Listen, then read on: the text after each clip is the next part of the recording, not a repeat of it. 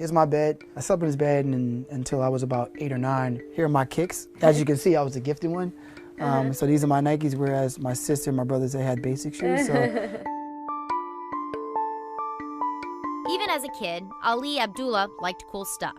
He's got a funny relationship with stuff because growing up, he didn't always have a lot. My dad lost his job from Coopers and Lybrand, and from there we bounced around from living from shelters for about 3 years. But he bounced back. He went on to study computer science and landed a job as an engineer at the Department of Education. But his next move to a company that promised much more money didn't go as planned. He found himself homeless once again. And the job fell through essentially, and 4 months later, I was expecting the birth of my daughter.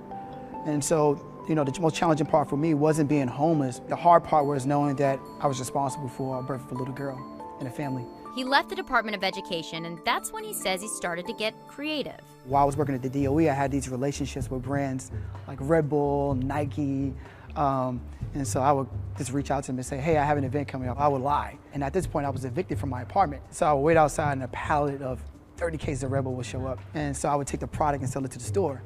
And so the free product I would receive gave me hope and triggered this idea that everyone loves free.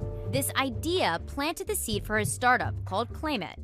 It pairs consumers looking for free products with brands looking to drive foot traffic to their stores. He's partnered with companies like Crumb's Bakery and Sprint. I can discover that the nearest Sprint store at 125th Street is giving out free selfie sticks.